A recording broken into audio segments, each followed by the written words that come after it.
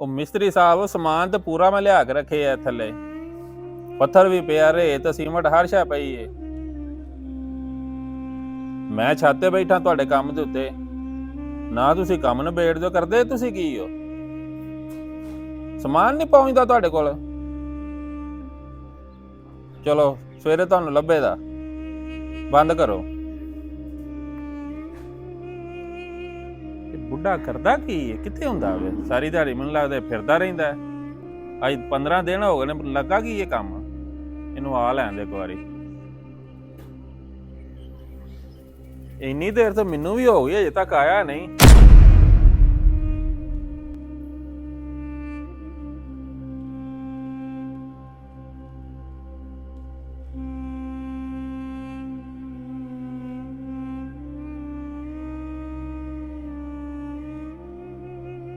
ਇਹ ਟਾਈਮ ਹੈ ਕੰਮ ਤੇ ਆਉਣ ਦਾ?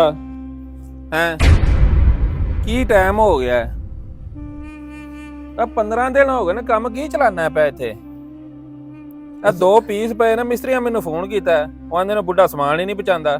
ਉੱਥੇ ਮੈਂ ਵਡੇਰਾ ਬੰਦਾ ਵਾਂ ਤੇ ਕਿੰਨਾ ਕੁ ਸਮਾਨ ਚਾੜਾ, ਪੌੜੀਆਂ ਇੰਨੀਆਂ ਪੌੜੀਆਂ ਚੜ ਕੇ ਆਉਣਾ ਪੈਂਦਾ ਉੱਤੇ। ਤੇ ਇਸਾਂ ਕਰ ਤੂੰ ਨਾਲ ਇੱਕ ਮਜ਼ਦੂਰ ਲਾ ਮੇਰੇ। ਤੇ ਤੂੰ ਵਿਹਲੀਆਂ ਰੋਟੀਆਂ ਕਾਦੀਆਂ ਖਾਣਾ? ਰੋਟੀਆਂ ਖਾਂਦਾ ਨਹੀਂ ਉਹ ਘਰ? ਇੱਥੇ ਘਰ ਦੇ ਵਿਹਲਾ ਹੀ ਲੰਮਾ ਪਿਆ ਰਹਿਣਾ, ਕੰਮ ਵੀ ਨਹੀਂ ਕਰਵਾ ਸਕਦਾ। ਮਜ਼ਦੂਰ ਦੇ ਨਾਲ ਮੈਂ ਲਾ ਲਾਂ? ਉੱਤਰ ਮੈਂ ਕਿੰਨਾ ਕੁ ਕਰਾਂ, ਵਡੇਰਾ ਬੰਦਾ ਵਾਂ, ਨਹੀਂ ਪੌੜੀਆਂ ਇੰਨੀਆਂ ਚੜੀਆਂ ਜਾਂਦੀਆਂ। ਨਹੀਂ ਚੜੀਆਂ ਜਾਂਦੀਆਂ ਤੇਰੇ ਤੋਂ ਪੌੜੀਆਂ। ਰੋਟੀਆਂ ਤਾਂ 5-5 ਖਾਣਾ, ਪੌੜੀਆਂ ਨਹੀਂ ਤੇਰੇ ਤੋਂ ਚੜੀਆਂ ਜਾਂਦੀਆਂ। ਤੇ ਮਿਸਤਰੀ ਨੂੰ ਦੱਸਿਆ ਤੇ ਨਹੀਂ? ਨਹੀਂ, ਉਹਨਾਂ ਨੂੰ ਜੇ ਪਤਾ ਲੱਗਾ ਨਾ ਮੈਂ ਤੇਰਾ ਪੁੱਤਰ ਆ, ਤੇ ਗੱਲ ਮੇਰੀ ਜ਼ਿਹਨ 'ਚ ਰੱਖੀ। ਨਹੀਂ ਮੈਂ ਨਹੀਂ ਦੱਸਿਆ ਉਹਨਾਂ ਨੂੰ। ਉਹਨਾਂ ਨੂੰ ਦੱਸੀ ਵੀ ਨਾ, ਤਾਂ ਕਹੋ ਲਿਆ ਜਾ ਕੇ ਸਮਾਨ ਇਕੱਠਾ ਕਰ, ਆਉਂਦੇ ਨਹੀਂ ਪਏ, ਛੇਤੀ ਕਰ।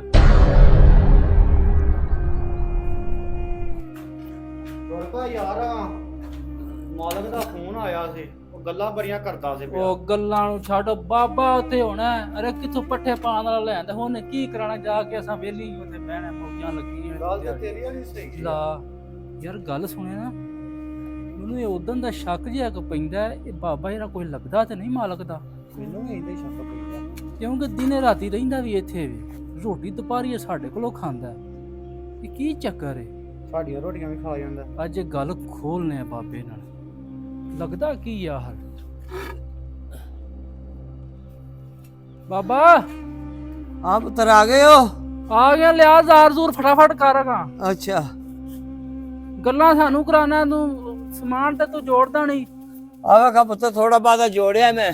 ਅਵੇ ਲਿਆ ਜ਼ਾਰ ਜ਼ੂਰ ਲਿਆ, ਮਿੰਟ ਮਾਰ, ਛੇਤੀ ਕਰ, ਕੰਮ ਸ਼ੁਰੂ ਕਰਾ। ਮਸਾਲਾ ਮਸੂਲਾ ਵੀ ਨਹੀਂ ਤੂੰ ਆਉਂਦਿਆਂ ਨੂੰ ਬਣਾਇਆ? ਬਣਾਉਣ ਲੱਗਾ ਵਾਂ। ਬਣਾਉਣ ਲੱਗਾ ਕੀ ਯਾਰ? ਟਾਈਮ ਹੋ ਗਿਆ, ਬਿਸਤੀ ਸਾਡੀ ਕਰਾਣਾ ਬਾਬਾ ਤੂੰ। ਆ ਲੈ ਬਾਬਾ ਹਾਂ ਯਾਰ, ਇੱਕ ਗੱਲ ਤੇ ਦੱਸ, ਪੁੱਛ। ਇਹ ਤੂੰ ਕਿਹੜੀ ਮੁਸੀਬਤ ਨੂੰ ਪੈ ਰਿਹਾ? ਨਾ ਤੇ ਤੇਰੇ ਕੋਲ ਕੰਮ ਹੁੰਦਾ, ਨਾ ਤੂੰ ਕੰਮ ਚਲਾ ਸਕਣਾ। ਵਡੇਰਾ ਬੰਦਾ, ਸਾਰਾ ਦਿਹਾੜੀ ਪੌੜੀਆਂ ਦਾ ਕੰਮ ਏ। ਨਾਲੇ ਇਹ ਤੇਰਾ ਲੱਗਦਾ ਕੁਛ ਆ ਮਾਲਕ? ਪੁੱਤਰ ਮੈਂ ਤੈਨੂੰ ਕੁਝ ਦੱਸਾਂਗਾ ਨਾ, ਤੂੰ ਯਕੀਨ ਨਹੀਂ ਕਰਨਾ। ਯਕੀਨ ਯਾਰ ਬਾਬਾ ਕਿਉਂ ਨਹੀਂ ਕਰਨਾ? ਤੂੰ ਦੱਸ ਕੀ ਲੱਗਦਾ ਤੇਰਾ ਇਹ? ਕਿਉਂਕਿ ਯਾਰ ਮੈਂ ਗੱਲ ਕਰਨੀ ਨਹੀਂ ਜਾਂਦਾ, ਰੋਟੀ ਤੂੰ ਸਾਡੇ ਕੋਲ 12 ਵਜੇ ਖਾਣਾ। ਇਹ ਕੀ ਲੱਗਦਾ ਤੇਰਾ? ਦਿਨ ਰਾਤ ਰਹਿਣਾ ਵੀ ਇੱਥੇ ਵੀ? ਪੁੱਤਰ ਤੂੰ ਯਕੀਨ ਨਹੀਂ ਕਰਨਾ। ਦੱਸੋ ਤੇ ਸਹੀ ਬਾਬਾ ਜੀ। ਇਹ ਮੇਰਾ ਪੁੱਤਰ ਲੱਗਦਾ ਹੈ। ਯਕੀਨ ਨਾ ਕਰਨ ਵਾਲੀ ਗੱਲ ਹੀ ਕੀਤੀ ਜੇ। ਸੱਚੀ ਆਂਦਾ ਯਕੀਨ ਨਹੀਂ ਕਰਨਾ। ਉਹਨੂੰ ਵੇਖੋ ਤੇ ਆਪਣਾ ਆਪ ਤੁਸੀਂ ਵੇਖੋ, ਉਹ ਚੌਰੀ ਬੰਦਾ ਹੈ, ਗੱਡੀਆਂ ਉਹਦੇ ਕੋਲ ਨੇ, ਨੋਟਾਂ 'ਚ ਖੇਡਦਾ ਪਿਆ। ਆਪਣੀ ਹਾਲਤ ਤੇ ਵੇਖੋ, ਸਾਰਾ ਦਿਹਾੜੀ ਤੁਸੀਂ ਇੱਥੇ ਸਾਡੇ ਮਗਰ ਦਾਬੜਾ ਚੁੱਕ ਲਗੇ ਫਿਰਦੇ ਹੋ। ਮੈਂ ਇਸੇ ਆਖੇ ਪੁੱਤਰ ਤੂੰ ਯਕੀਨ ਨਹੀਂ ਕਰਨਾ। ਬਾਬਾ ਜੀ ਦਾ ਮਸਾਲਾ ਲਾਓ, ਜਿਹੜਾ ਕੰਮ ਹੈ ਤੁਹਾਡਾ। ਯਕੀਨ ਨਾ ਕਰਨ ਵਾਲੀ ਗੱਲ ਕੀਤੀ ਹੈ ਤੁਸੀਂ, ਛੇਤੀ ਕਰੋ। ਮੈਂ ਉਹਨੂੰ ਹੁਣ ਸ਼ਾਮ ਨੂੰ ਪੁੱਛ ਲੈਣਾ ਹੀ।